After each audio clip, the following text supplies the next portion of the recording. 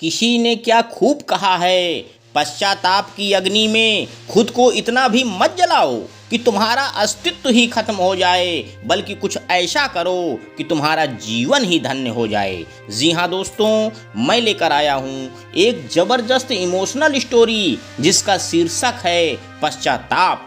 यह कहानी सुनकर आपकी आंखें आंसुओं से छलछला जाएंगी और आप सोचने पर मजबूर हो जाएंगे कि आज के युग में भी नारी नारी से ही हारी। तो ध्यानपूर्वक सुनिएगा। मुकुल जी की माँ का फोन आया था। पापा की तबीयत ज़्यादा खराब है, मुझे और बच्चों को याद कर रहे हैं। हॉस्पिटल में ही तो मिली थी उनसे। 1-2 दिन बच्चों को लेकर उनके साथ रह आऊँगी तो अच्छा लगेगा उन्हें। मेरा भी मन है उनसे मिलने का, निशा ने अपने पति मुकुल से कहा। निशा 1-2 दिन के लिए अपने पापा के पास रहने के लिए जाना चाहती थी।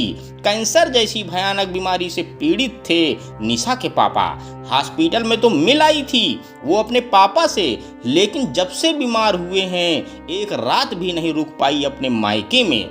ससुराल की जिम्मेदारी में इतना खो गई कि हजारों दफा उसने अपने मन को मार लिया।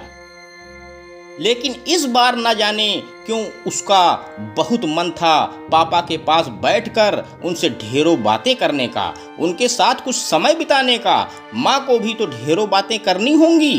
पापा की बीमारी से कितना चिंतित देखा है उन्हें निशा की बात सुनकर, और उसको अपने पापा के लिए परेशान देखकर मुकुल ने कह दिया, ठीक है निशा, तुम चली जाओ, कल कुछ दिनों के लिए तुम्हारा मन हल्का हो जाएगा।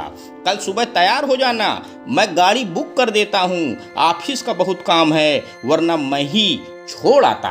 अपने पति के मुख से जाने के लिए हाँ सुनकर निशा का उदास चेहरा खिल उठा और उसने मुकुल को धन्यवाद किया उसके मन और भावनाओं को समझने के लिए। अगले दिन सुबह निशा ने पैकिंग कर बच्चों को तैयार कर दिया और नाश्ता भी बना दिया।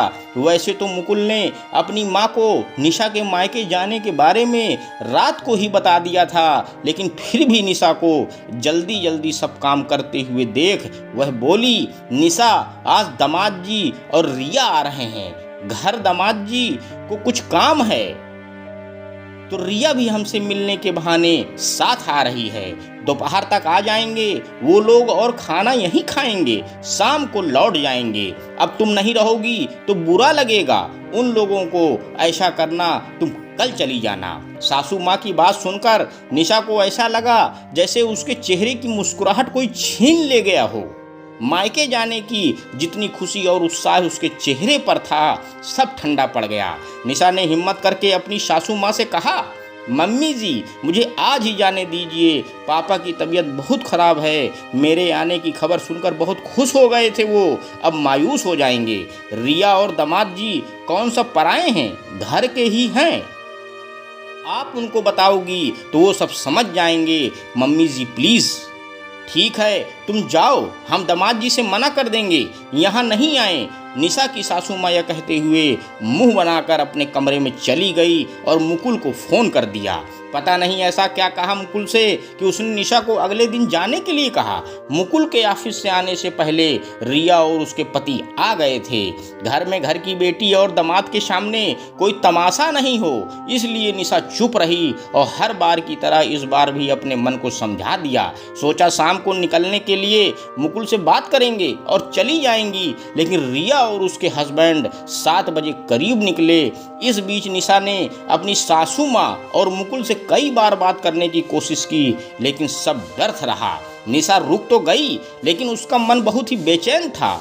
बहुत अजीब सी घबराहट थी। उसका जी कर रहा था किसी भी तरह थोड़ी देर के लिए चिड़िया बन जाए और उड़कर पहुंच जाए अपने पापा से मिलने। रात भर रोते और सोचते हुए न जाने कब आंख लगी, पता ही न चला। करीब 4 बजे निशा के भाई का फ़ोन आया मुकुल के पास।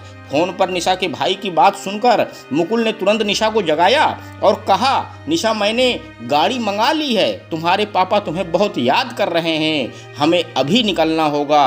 बच्चों को सोने दो, माँ देख लेगी, तुम अभी चलो मेरे साथ।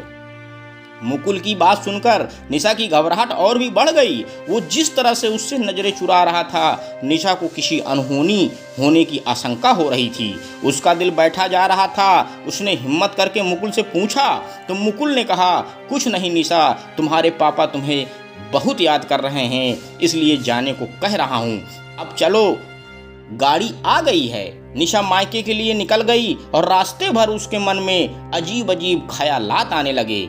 अपने मन को समझाकर और शांत कर चुपचाप बैठी रही। जैसे ही घर पहुंची, घर से जोर जोर से रोने की आवाज़ों ने उसे जड़ कर दिया और जिस अनहोनी की उसे आशंका थी उस पर यकीन हो गया। निशा की हिम्मत नहीं हो रही थी गाड़ी में से उतरकर घर के अंदर जाने की। मुकुल पकड़कर घर के अंदर ले गया। आंगन में जमीन पर लेटे अपने पापा को देख निशा बेसुध सी हो गई। माँ ने निशा को देखा तो बोली, बहुत देर कर दी निशा तूने, तेरे पापा तुझे देखने के लिए तरसते ही रह गए। माँ के कहे ये शब्द उसे कील की तरह चुभ रहे थे। निशा से कुछ बोलते नहीं बन रहा था, बस इतना ही कहे जा रही थी, मुझे माफ़ कर दो पापा, मुझसे बहुत बड़ी गलती हो गई है। काश मैं कल आ पाती, काश मैं अपने ससुराल वालों का विरोध कर पाती, काश मैं आपसे एक बार मिल पाती। निशा के पापा तो चले गए हमेशा के लिए, लेकिन अपनी बेटी को एक बार देखने की इच्छा अपने साथ ही ले गए और निशा की आंखों में उम्र भर के लिए पश्चाताप के आंसू दे गए। निशा की सास की नासमझी और जिद ने अंतिम समय में एक पिता और पुत्री को एक दूसरे के लिए तड़पने के लिए मजबूर कर गए। पिता के जाने का गम तो कुछ सालों में कम भी हो जाएगा, लेकिन निशा की सास की जिद से जो घाव उसके दिल पर लगा था वो कभी कम नहीं हो पाएगा और उम्र भर वो अपनी सास को वो सम्मान नहीं दे पाएगी जो पहले दिया करती थी।